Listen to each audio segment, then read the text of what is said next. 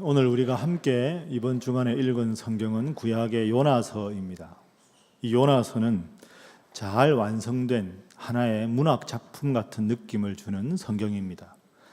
그리고 이 요나서를 읽어보면 마치 우리가 우리 스스로의 모습을 거울을 통해서 보듯이 우리의 모습을 참 잘 들여다 볼 수 있게 하는 그런 성경이 요나서라고 할 수 있습니다. 어느 날 하나님께서는 하나님의 선지자인 요나를 부르십니다. 그리고는 니느웨로 가서 당시 이웃 나라였던 아수르의 수도 니느웨로 가서 회개의 복음을 전하게 해서 그들이 멸망을 당하지 않도록 하라, 이렇게 명령을 하십니다. 그런데 이 요나는 니느웨로 가라고 하는 하나님의 명령을 거부합니다. 대신에 그 니느웨와 정반대 방향인 다시스로 가기 위해서 욥바에서 배를 타고 가지요. 하나님의 명령에 순종하지 않고 정반대 방향으로 간 요나가 다시스행 배를 타고 출항을 했을 때 그 바다에 하나님께서 큰 풍랑을 일게 하십니다. 깜짝 놀란 뱃사공들이 이 풍랑이 누구의 때문인가 하고 제비를 뽑았을 때 그 제비에 뽑힌 사람이 요나였습니다. 그래서 백방으로 수를 써도 안 되니까 마지막 방법으로 요나를 그 풍랑이 이는 바다에 던지게 됩니다. 그러고 나서는 바다가 잔잔해지게 되지요. 그런데 문제는 요나였습니다. 풍랑이 넘실거리는 바다로 요나가 던져지게 되었습니다. 그러나 하나님은 하나님 명령에 불순종한 요나를 그냥 버려두지 않으시고 큰 물고기를 준비해서 그 물고기 뱃속에서 요나가 3일을 지내게 됩니다. 그 물고기 뱃속에서 요나가 하나님 앞에 자신이 명령을 지키지 않은 것에 대해서 회개하고, 그래서 다시 3일 후에 니느웨로 돌아가서 니느웨가 회개해서 하나님의 심판을 받지 않아야 한다 하는 말씀을 전했을 때 니느웨 모든 백성부터 왕에 이르기까지 이 요나 선지자의 회개의 말씀을 듣고 멸망을 면하게 되었다 하는, 이것이 요나서의 주요한 내용입니다. 그래서 요나서 1장은 먼저 하나님께서 요나를 부르시는 장면부터 시작이 됩니다. 우리 요나서 1장 1절과 2절 말씀을 화면 보면서 함께 한번 읽어보도록 하겠습니다. 시작. 여호와의 말씀이 아미떼의 아들 요나에게 임하니라. 이르시되 너는 일어나 저 큰 성읍 니느웨로 가서 그것을 행하여 외치라. 그 악독이 내 앞에 상달되었음이니라 하시니라. 아멘. 니느웨로 가서 외치라. 하나님께서 이렇게 명령을 하셨습니다. 요나의 반응이 어떻습니까? 자, 우리 3절 말씀도 함께 화면 보면서 읽어보겠습니다. 시작. 그러나 요나가 여호와의 얼굴을 피하려고 일어나 다시스로 도망하려 하여 욥바로 내려갔더니 마침 다시스로 가는 배를 만난지라. 여호와의 얼굴을 피하여 그들과 함께 다시스로 가려고 배에 삭슬 주고 배에 올랐더라. 아멘. 니느웨로 가라. 그런데 이 요나는 니느웨 말고 정반대 방향, 지금으로는 말하면 당시 아주 번성했던 스페인의 서쪽에 있는 다시스를 향해서 가게 됩니다. 여러분, 선지자가 뭐 하는 사람입니까? 선지자는 하나님의 말씀을 들고 하나님 명령 따라서 가라는 곳에 가서 말씀을 전하는 사람입니다.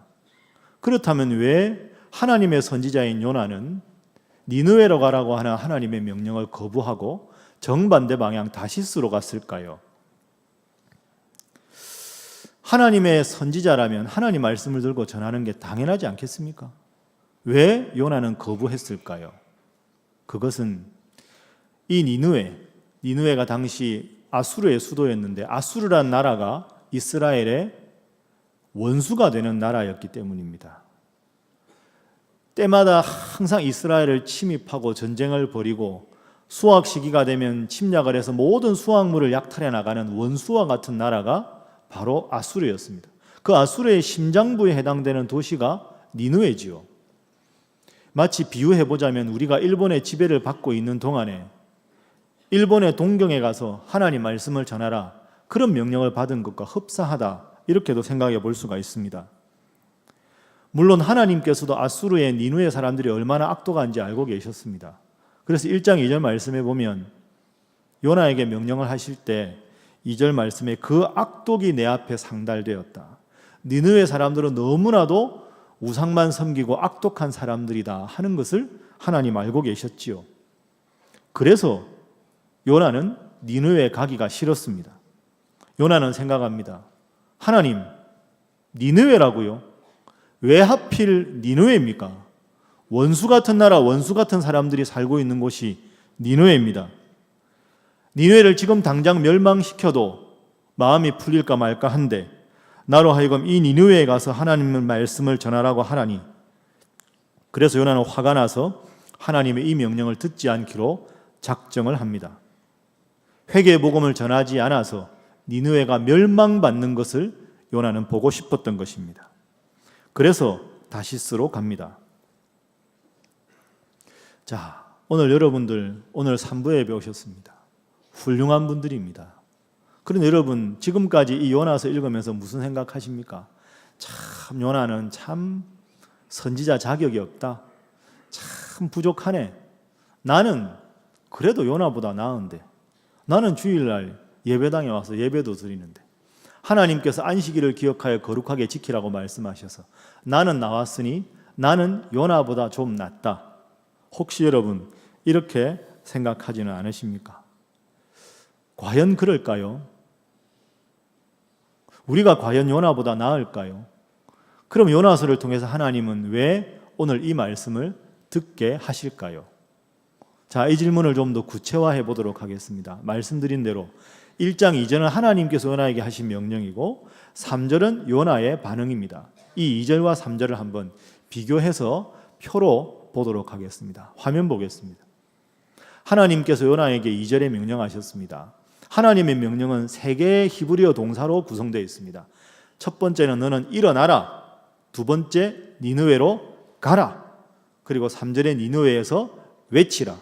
일어나라, 가라, 외치라. 이 세 동사가 하나님의 세 명령입니다. 그런데 요나의 반응을 보십시오.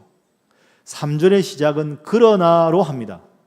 하나님의 명령은 명령이고 그러나 저는 제 생각대로 하겠습니다. 일어나라, 가라, 외치라. 이 세 가지 명령에 대해서 요나는 일어나라 하는 한 가지만 순종합니다. 일어는 나겠습니다. 그러나 니느웨로 가지는 않겠습니다. 니느웨에 가서 외치지도 않겠습니다. 하나님은 3개의 동사로 명령하셨지만 요나는 1개의 동사로만 반응하고 있습니다. 이것이 요나가 하나님 앞에 징계를 받게 된 결정적인 이유입니다. 순종을 하기는 하였으나 하나님 앞에 온전한 순종이 아니라 불충분한 순종을 한 것이지요. 저를 한번 따라하겠습니다. 불충분한 순종.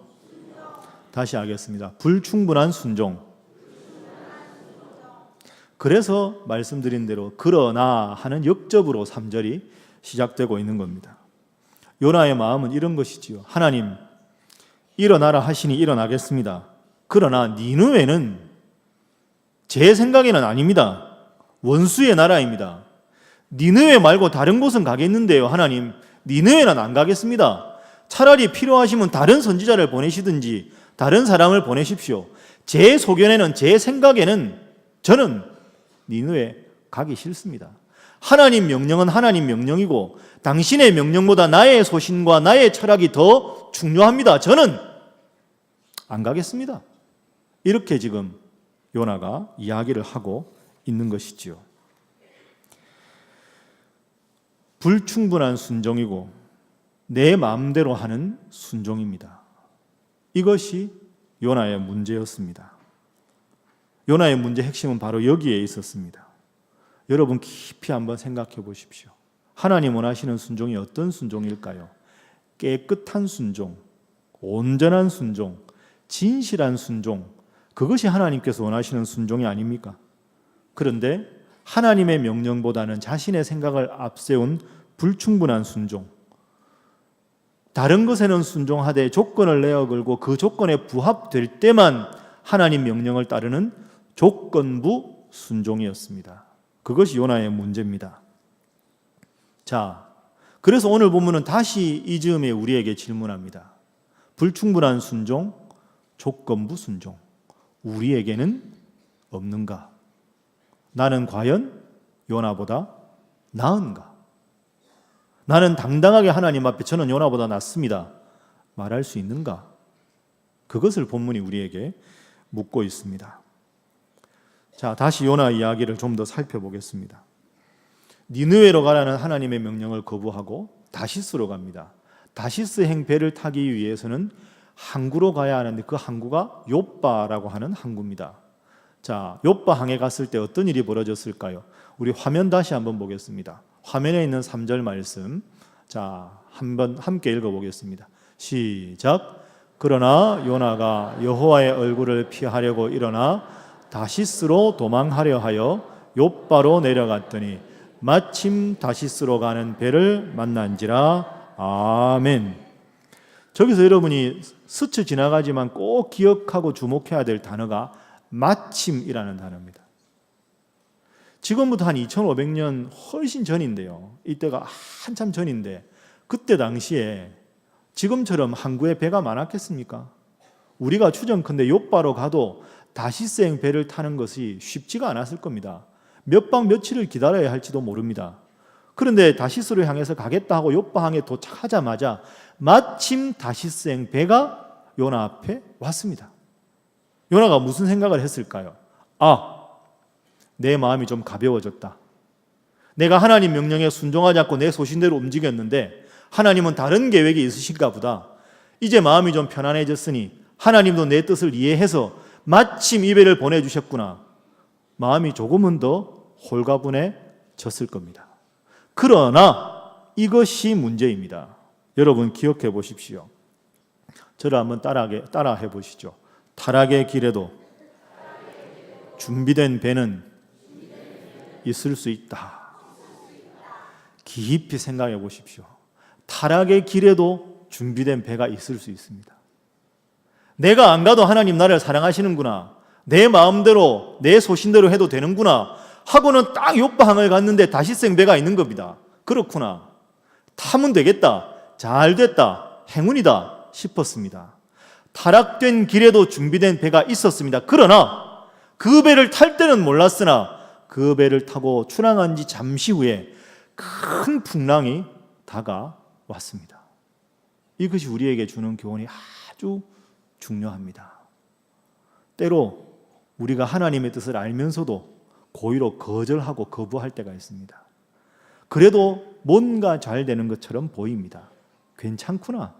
이 정도 죄는 다 괜찮구나. 다 하는 것이구나. 잘 됐다. 그러면서 스스로의 죄를 합리화하는데 그러나 그러다 보면 나도 모르게 점점 더 하나님으로부터 멀어지는 타락의 길을 갈 수도 있는 것이지요. 지금까지 본문 전체를 정리를 해보면 딱 두 가지 입장으로 정리할 수 있습니다. 하나님 입장입니다. 저를 한번 따라하시죠. 니느웨로 올라가라. 요나의 입장은 뭐겠습니까? 따라하겠습니다. 다시스로 내려가겠습니다. 이게 딱 정반대 입장이죠. 니느웨로 올라가라 하나님 말씀하셨는데 아닙니다. 다시스로 내려가겠습니다. 요나가 이렇게 말합니다. 요나서 1장부터 4장을 잘 원문으로 분석을 해보면 내려가다라는 단어가 4번 나옵니다. 이 내려가다라는 이 4번 나오는 이 단어가 요나가 하나님의 명령을 거절했을 때 어떤 결과가 벌어지는가를 아주 정확하게 우리에게 보여주고 있습니다. 이 내려가다라는 단어는 히브리어로 야라드라고 발음합니다. 영어로는 go down이죠. 아래로 내려간다 이런 뜻입니다. 이게 4번 나오는데 첫 번째부터 한번 살펴보겠습니다. 1장 3절 그러나 요나가 여호와의 얼굴을 피하려고 일어나 다시스로 도망하려 하여 욥바로 야라드 했다. 욥바로 내려갔다. 첫 번째입니다. 두 번째는 3절 후반부입니다. 여호와의 얼굴을 피하여 그들과 함께 다시스로 가려고 배 삭슬 주고 배 야라드 했다. 우리는 한글에서 그냥 배 탄다 올라간다 이렇게 말하는데 원문으로 보면 배 내려간다 야라드라는 단어가 여기도 쓰입니다. 세 번째 보시죠. 배를 탄 다음에 다시스행 배를 탄 다음에 요나는 배 밑층으로 야라드 해서 누워 깊이 잠이 들었다. 배가 큰 배가 있는데 제일 아래쪽으로 내려가서 잠이 들었다 하는 것이죠. 마지막은 2장에 나옵니다. 내가 산의 뿌리까지 내려가 싸우며, 저기서 나는 요나입니다. 큰 풍랑이 있는 바다에 요나가 던져졌을 때 물고기 뱃속에 요나가 이제 들어가게 되지요. 깜깜한 어마어마한 큰 물고기의 뱃속에 얼마나 칠흑하던 어둠이겠습니까? 음부와 같은, 지옥과 같은 경험이지요. 그 지옥과 같은 경험을 비유적으로 산의 뿌리까지 야라드 했습니다. 큰 높은 산봉우리가 있으면 큰 봉우리의 저 산 뿌리 부분은 바다 저 해저 산맥입니다. 해저 산맥의 제일 아랫부분, 그 아랫부분까지 풍랑이 있는 바다에서 큰 물고기 뱃속에 들어가서 어두침침한 그곳에서 영적인 지옥을 경험한 것, 그것이 마지막 네 번째 경험한 야라드였습니다. 여러분, 이것이 무엇을 뜻할까요? 요나의 영적인 상태입니다. 니느웨로 가라. 하나님 죄송합니다. 다시스로 가겠습니다. 욥바로 내려갔습니다. 처음 내려갔을 때 돌이켰으면 하나님께 갈 수 있었을 텐데 내려갔지요. 배를 탑니다. 또 내려갑니다. 아차, 죄송합니다. 다시 돌아가겠습니다. 그랬으면 좋았을 텐데 다시 배를 탑니다. 자기가 선지자이라는 걸 모두가 모르게 하기 위해서 저 배 제일 밑창에 내려가서 야라도 해서 잠을 잡니다. 점점 하나님의 명령에서부터 멀어지는 요나의 모습입니다. 그러다 결국 물고기의 뱃속에서 끔찍한 영적인 완벽한 침체, 지옥의 경험을 합니다. 야라드 한 것이지요. 더 깊이 내려갔습니다. 하나님과의 간격이 얼마 되지 않았을 때 돌이켜야 하는데 더 벌어지고 더 내려가고 더 내려가서 도저히 스스로의 힘으로는 하나님 앞에 돌아올 수 없는 영적인 침체에 이르게 된 것, 이것이 명령에 대해서 불충분한 순종을 했던 요나의 삶의 교훈입니다. 자, 우리는 지금 어디에 있을까요? 니느웨로 올라가라 말씀하셨을 때 함께 하나님과 올라가는 자리에 있을까요? 아니면 니느웨가 아니라 다시스행 배의 첫 번째부터 네 번째까지 계속 하나님으로부터 멀어지는 그런 영적인 침체의 단계에 우리는 있지 않은가? 나는 있지 않은가? 깊이 생각해 보아야 합니다. 그 윤리학에 보면 이런 이론이 하나 있습니다. 미끄러운 경사면 이론이라고, 슬리퍼리 슬로프 티어리라고 하는데요. 슬로프는 그 놀이동산 같은 데 가면 이렇게 아이들 좋아하지 않습니까? 쭉 이렇게 막 저 밑으로 미끄럼틀 크게 만들어 내려가는 것, 그 슬로프라 그러죠. 미끄러운 슬로프. 이게 이론이 뭐냐 하면, 여러분 쉽게 생각하면 그 슬로프 같은 거 탈 때 처음에는 속도가 조금밖에 안 나잖아요. 양쪽 잡고 가면. 무서우면 한 1m가 잠깐 아유 나는 안 탈래요 하고 나오면 괜찮습니다. 그런데 슬로프를 타고 어느 정도 쭉 내려가다 보면 가속도가 붙습니다. 그러다가 휙 꺾어지는 지점이 있죠. 그 변곡점이라고도 하고 굴곡점이라고도 합니다. 나도 모르게 그 굴곡점을 확 지나면 갑자기 가속도가 붙으면서 아무리 뭘 잡아도 도저히 내 몸의 무게를 스스로 지탱하지 못하게 가속도가 붙어서 저 아래로 확 나락으로 떨어지는 것, 그게 미끄러운 이 경사면 이론입니다. 조그마한 죄를 지었을 때 이 정도 괜찮겠지, 내가 이거 다시 안 지으면 되지 하고 조금씩 죄를 짓는 거죠. 조금씩 익숙해지다가 어느 순간 죄가 점점 나를 지배하게 되면 이제는 내가 죄를 컨트롤하는 단계가 아니라 죄가 나를 집어삼키는 단계가 와서 그 상황에서는 내가 하나님을 부를래야 부를 수도 없고 내가 하나님 앞에 회개할래야 스스로를 통제할 수 없는 상태까지 이르게 된다. 이것이 미끄러운 경사면 이론입니다. 요나의 경우가 바로 이런 경우라고 할 수 있습니다. 일어나라는 말씀에는 순종했으나 일어났을 뿐 니느웨로 가서 외치라고 하는 하나님의 말씀에 대해서는 불순종합니다. 금세 돌이킬 수 있을 것 같았는데 내려가고 또 내려가다 보니 완벽한 영적인 침체를 경험했고 자신의 힘으로는 도저히 빠져나올 수 없게 되어버렸습니다. 여러분, 올라가고 계십니까? 내려가고 계십니까? 왜 저를 잘 못 쳐다보십니까? 옆에 분들과 인사 한번 하겠습니다. 온전히 순종하시기 바랍니다. 한 번 더 하겠습니다. 말씀대로 살아가시기 바랍니다. 여러분 분위기를 보니까 잘하실 것 같습니다. 짧은 영상을 하나 보겠습니다. 한 2분짜리 짧은 영상인데요. 제가 말씀드린 미끄럼 이론하고 비슷한 이론입니다. 이건 깨진 유리창 법칙이라는 건데, 깨진 유리창 법칙 무엇인지 잠깐 우리가 영상을 보도록 하겠습니다.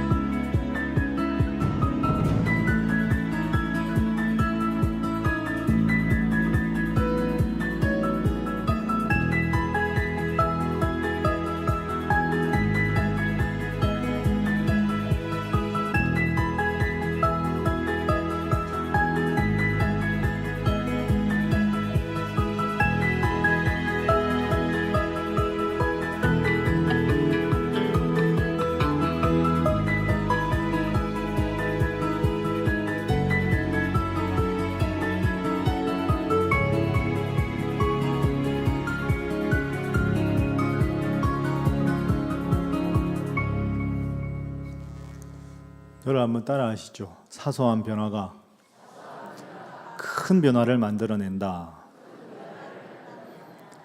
오늘이 여러분 2월 첫째 주입니다. 연말연초 참 바쁘고 설도 이제 지났습니다.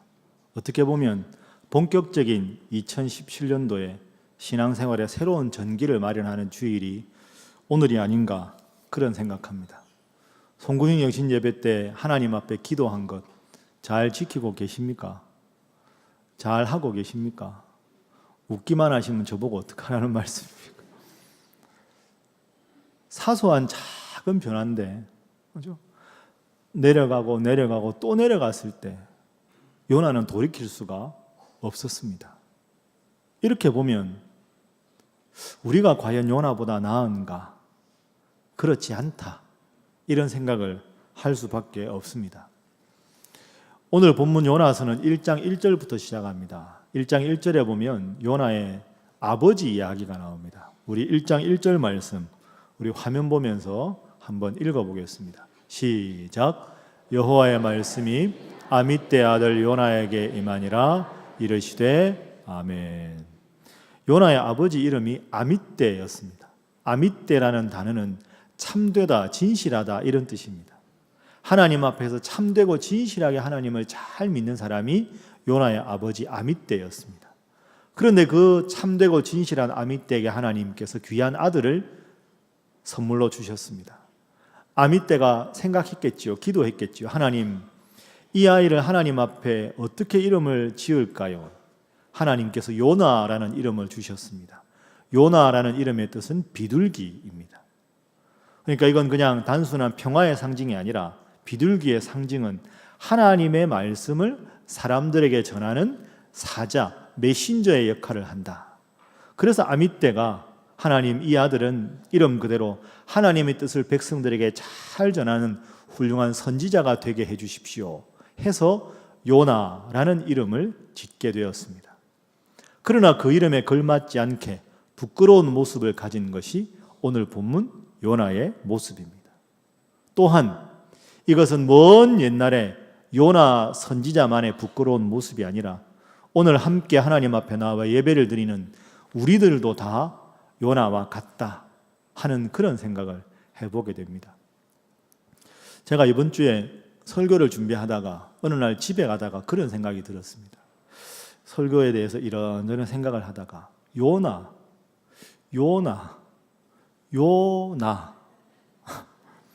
그렇구나.